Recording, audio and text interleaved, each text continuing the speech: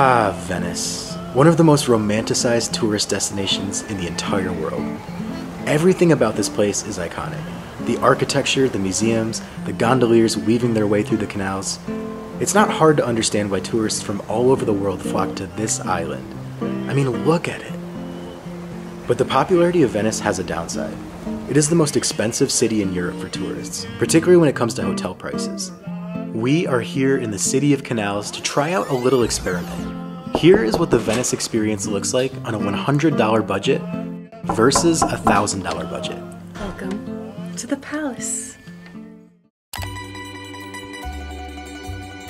Welcome to the one and only Venice, the beautiful destination that everyone wants to go to. We're here at like a train yard that's on the side of an expressway. It is very, very different off the island. It's so funny. This is all like hotels and fast food restaurants. Not the nicest aesthetic over here, but it is definitely cheaper. We paid 90 euros for our night at the hotel. On the island, because there's not a lot of space at all, you're lucky to get anything under 200 euros for a night. Okay, our room is not gonna be ready for at least 3 or 4 hours, so we have to figure out what to do in the meantime.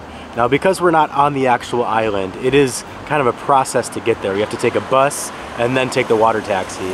This hotel is so strange. It's like half hostel, half hotel. I feel like usually if you're at a nice hotel, they'd have a place to store all of your luggage, someone watching it, they'd have directions on where to go, what to eat, things like that. Here, they literally just have a closet with shelves to put your suitcases in. Anyone can get in there. We didn't put any of our valuables in there, so we're carrying all of that. This is the full budget experience, guys. We got up early, we took a budget flight from Belgrade at 7 a.m., and we're gonna see how little we can spend in Venice and still have fun. We're just walking along the Mestre train station where we think we can catch the number 2 bus down to Venice. And then we can get on the water taxi.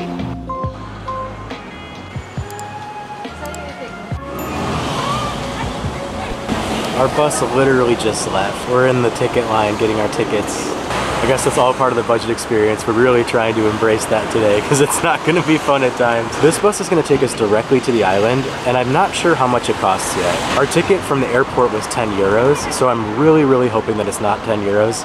And if it is, we're gonna see if we can do like a day pass situation because we're gonna have to come back and then go out again later tonight. And we're not doing 10 euros every time. That doesn't make sense. So if we do 4, then that gets both of us there and back.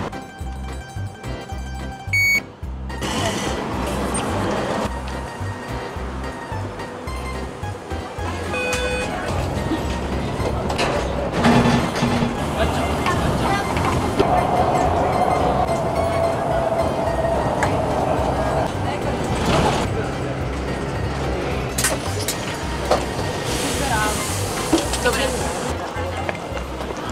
10 minutes on the bus, and now we're in Venice.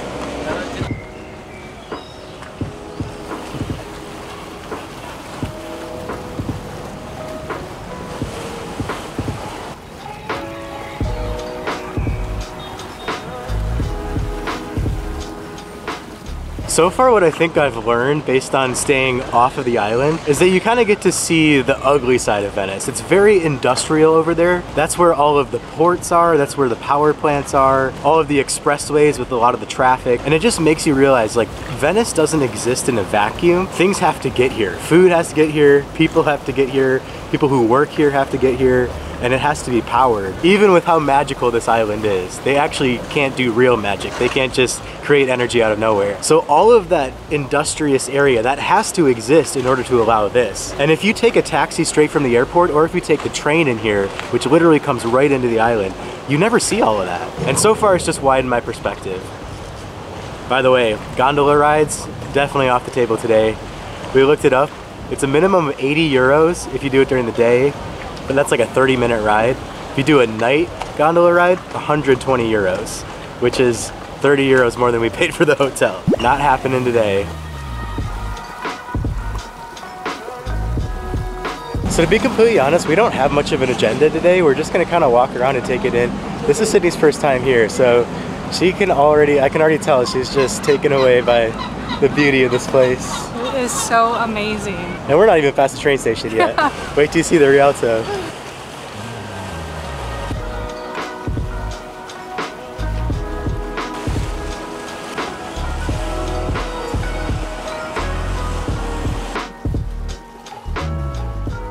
completely forgot, but this first 5 minutes into the island reminded me. Every time you're on one of these bridges, everyone stops and takes a picture because basically all of them, they have the view down the canal where it looks incredible. So these bridges can get really claustrophobic really fast, but it's hard to not just stop at all of them and take a picture.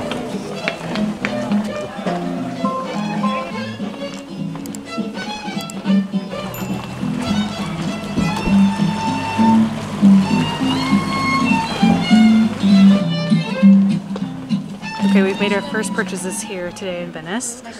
I was getting a little hungry and there's no way we're stopping at one of these restaurants.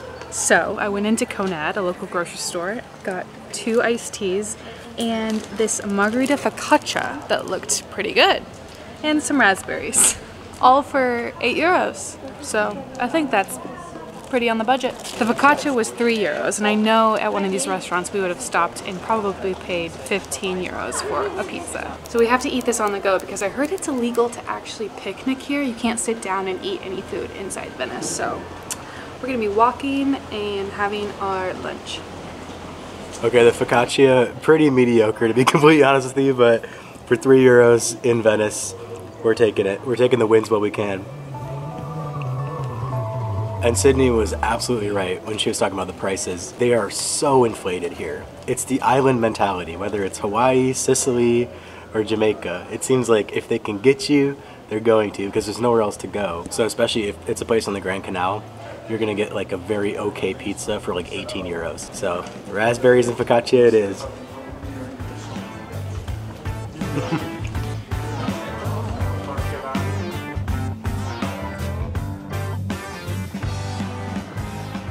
Venice is a city that rewards the wanderer. It is the furthest possible thing from a city grid. There are no cars, no streets, no intersections, only winding pedestrian alleyways, and of course, the iconic canals. Definitely one benefit of staying off the island is that you don't have to deal with your suitcases on these small, narrow streets. The Republic of Venice was a revolutionary society in many ways, and this island city was their Rome. While the souvenir shops and the guided walking tours definitely force you out of the element at times, there are little pockets of the city that are still almost identical to the Venice of the 1400s, when it was the center of power and influence on the Adriatic Sea.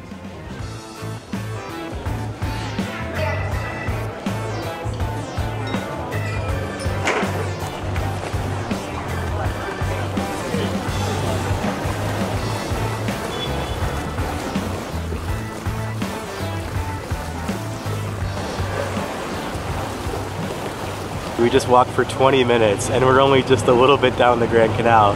But actually there's not a full walking path down the Grand Canal in a lot of parts. It just completely cuts off. But we're happy we went through there because that's the best way to take in Venice, is just get lost within the canals. Take a left here, take a right there. You have no idea where you're going, but along the way you'll see so much.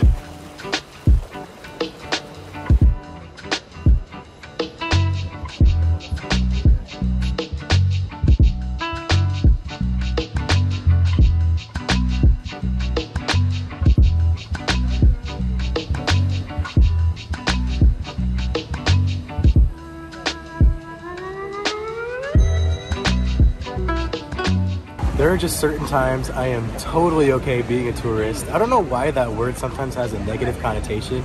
It's crowded, it's messy, it's dirty up here, it's hard to get to the spot where you get your picture. Complete chaos. But look at this. Look at that. That is why there are so many people here.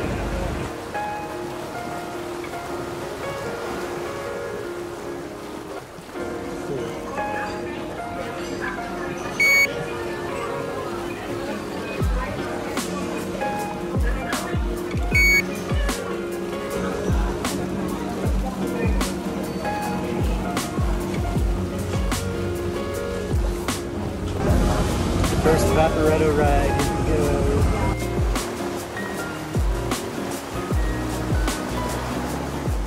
The canals are the lifeblood of Venice. This is how people get around, how food and supplies get to the restaurants, and believe it or not, how Amazon gets packages to Venetian residents. There are 150 canals in total, and all of them feed either directly or indirectly to the Grand Canal. This large serpentine waterway divides the island in two and provides an express path from the Santa Lucia train station all the way down to the Piazza San Marco. The Vaporetto, which is the public water taxi, uses the Grand Canal exclusively on the main island. However, the individual water taxis and the famous gondolas use the smaller canals as well. While the Vaporetto can get insanely crowded, it does provide fantastic views of Venice's most iconic architectural landmarks.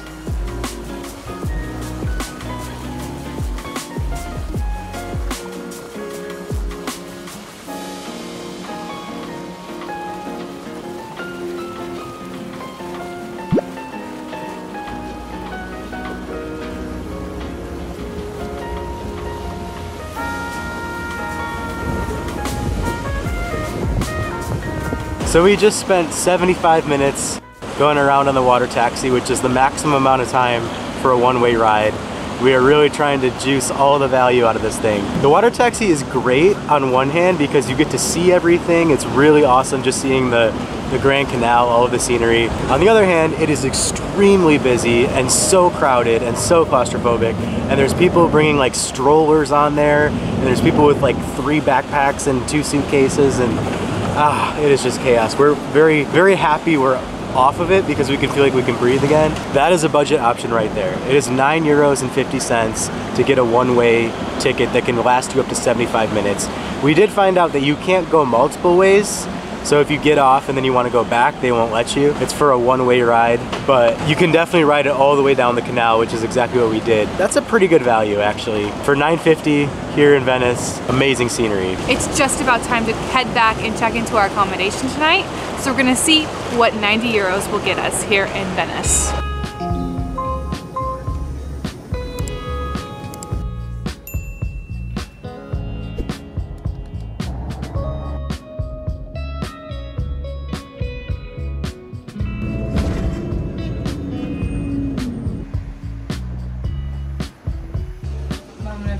Let's see if our bags are still here. Oh, barely holding on. Thank goodness. We have finally just settled in. I'm gonna go over to the room right now. Here we are at 507. Come on in. Well, there's not much. It's very, very basic, but we do have 2 double beds. We even have a TV. A very small TV. A desk area, which, sorry, we've already made ourselves at home a little bit. As funny as this may sound, the #1 thing we are excited about in this hotel room. I'll show you, come here. Bam! AC, baby! We are coming off 5 nights in Belgrade with no air conditioning. And as Americans, it's a struggle. It is definitely a struggle, but hey, we're gonna have to get used to it this year. So definitely not terrible. For 90 euros, I think this is really good value. It's a lot of space, a decent sized bed, definitely not the biggest bed in the world, but trust me, we've had smaller over here. And we have our own bathroom.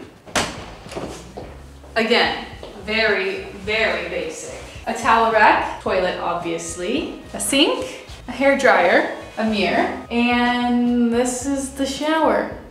I don't know if Max is gonna fit in here, but we will see. That's his hurdle to jump through. It definitely feels like a hospital bathroom. I hate when the shower is just like in the room and it's not sectioned off at all. This floor is gonna be completely wet when we're done with it. Which, speaking of that, I have absolutely no idea where this day went. We did not even realize that we spent more than 5 hours exploring the island. So when we were done with our shower, we were absolutely starving. We had not had anything to eat since the sad little focaccia and then a small breakfast at the airport this morning. So at that point we were like, okay, we're doing the whole budget thing anyway. Let's go check what's in this little town that we're staying in instead of going all the way back to the island. So we ended up getting some ramen and some pork buns. It was actually pretty good, I'm not gonna lie. My hopes were not high for this place, but that was a good ramen. That was a solid ramen experience. All of it under 30 euros as well. We would have stayed under 30 euros for the whole night if we didn't get some gelato afterwards. So I think at this point we're probably just gonna call it. This definitely was the absolute bare bones budget Venice experience. If you just go to the island for 5 hours, take in the sights, use the water taxi, and then come back and eat something off the island for a much lower price, that is the ultimate budget experience. But the good news is, because we went full budget today, we are going full luxury tomorrow. We are gonna absolutely ball out. We're gonna find every reason to spend money. So definitely looking forward to that. We will see you tomorrow.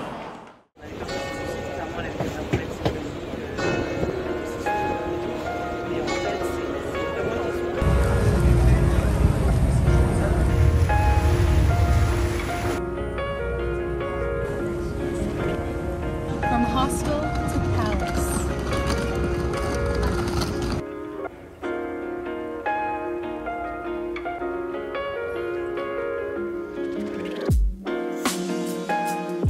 Okay, we are all settled in here at the Londra Palace. The experience so far could not be more opposite from yesterday. It is just afternoon and the room was already ready for us. We were kind of expecting to just leave our bags here, but we got right into the room and they actually brought our bags up for us. We didn't even have to worry about that. A little different than the hostel yesterday. So let's go check in on the room. 420, love it. Welcome to the palace. So this is a king room with a city view. The decorations are so beautiful, so ornate. They're definitely going with like the palace theme. It feels very regal with these drapes and this artwork. The wallpaper is very nice. A little bit of an upgrade when it comes to the bed. The room decor is stunning. The city view is amazing. I'm sure the bed is quite comfortable, but what I'm really looking forward to is the bathroom. Oh, thank God. This glorious shower, which has its own area, so the whole place won't be flooded like the hostel. And we've been comparing it to the hostel shower, but honestly, if we compared it to our Belgrade shower, this is different planets. This room's also equipped with his and her sinks, which we appreciate because we have a lot of products, obviously. Max has his long hair now. He has to travel with much more products than he used to. The twin his and her sinks are much appreciated. Are we allowed to have these cookies? Oops. We are now. This isn't like one of those things where they charge you as soon as you open it. Perfecto. The view is absolutely stunning. Oh my gosh. We have a terrace. That is icing on a cake, baby. This was a feature of the room I was not aware of, and I can't believe this. Not only can we see everything right in front of us, but we can also see St. Mark's Tower this way. So we are next door neighbors with the Chiesa di Zaccaria. Damn it. So we are next door neighbors with the Chiesa di San Zaccaria, which I've heard has a really cool, like the crypts underneath, which sometimes get flooded. We're definitely gonna go check that out. And just in general, walking distance to all of the major attractions. As nice as this room is, the real upgrade that we're getting here is that we can just walk out the front door and be in the midst of Venice.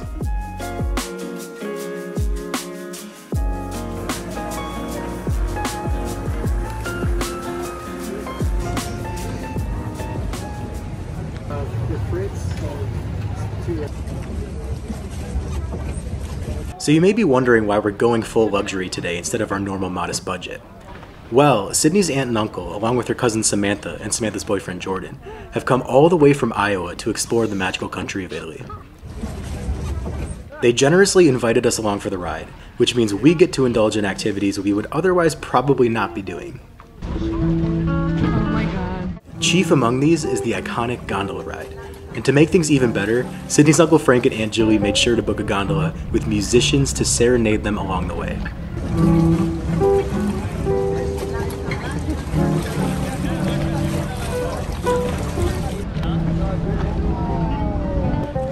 So every time you go underneath the bridge in a gondola, everyone is taking a picture or video. So we're about to become very famous. As soon as we leave the docks and enter the winding canals, the atmosphere has shifted. It's quieter. You can hear the splashes against the canal walls. The music reverberates all around us, engulfing us in a scene that is likely not all that different from the Venice of the 15th century.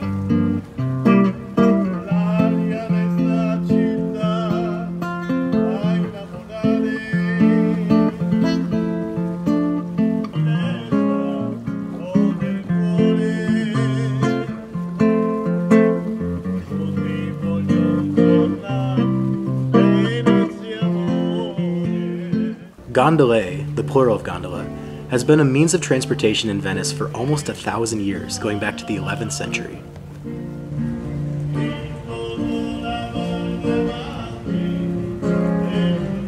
The men who row the boats are known as gondoliers, and it's tradition that the sons of gondoliers follow in their father's footsteps.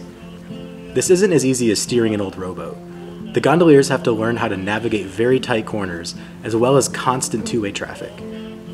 They often have to kick off from the walls to create momentum or change direction.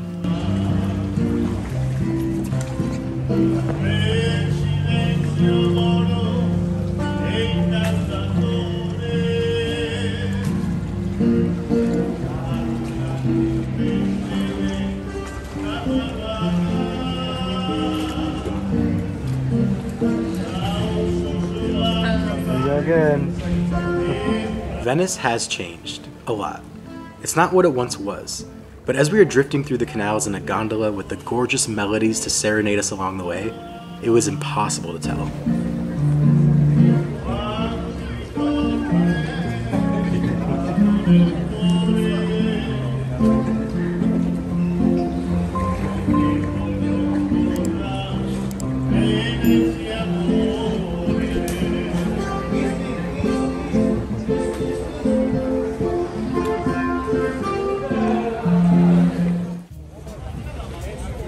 Okay, I can officially confirm that was the greatest shower that we have had since we've gotten to Europe. Absolute bliss and much needed.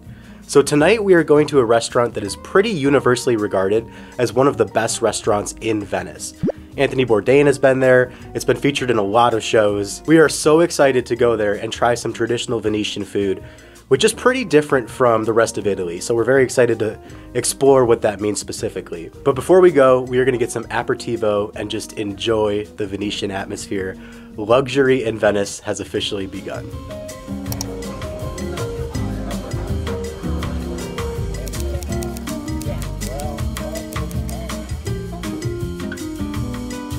Cheers. Cheers.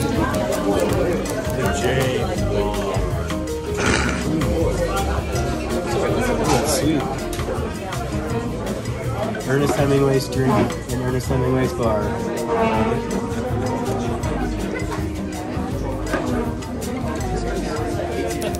The old class of Prossimo. I love it. That's what James Bond got. Yes.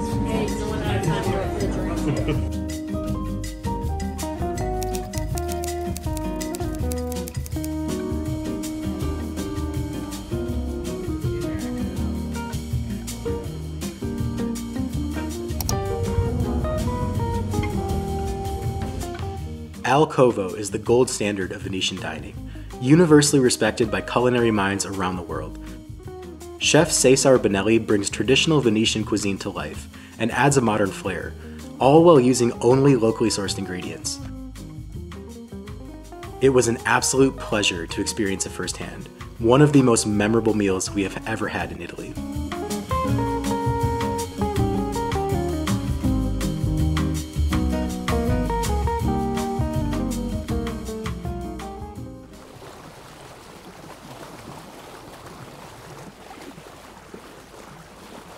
While the gondolier kept calling us to return, we spent the next day traversing the canals in a different vehicle, the classic Venetian water taxi.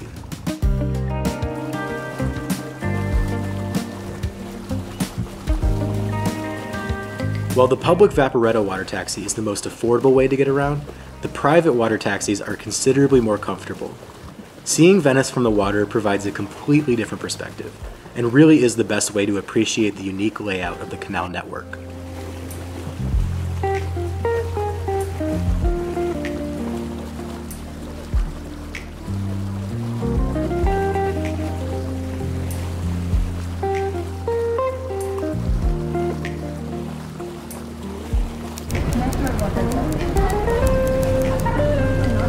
Right here. So Roman, the stream is a little stronger, and we don't have bad drops of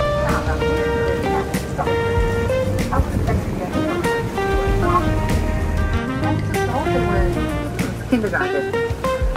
It's not enough. So thanks to salt, they made stretches amounts of money.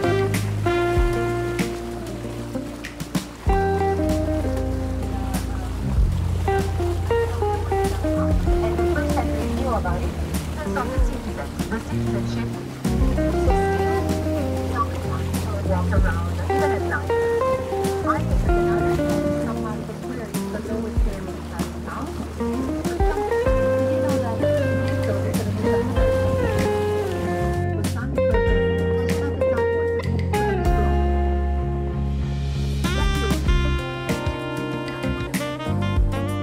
that is just what is left in here. But before I try to imagine that everything was insanely colorful, people just talking upon it. Everything must have been coarsely covered in some plaster and stucco.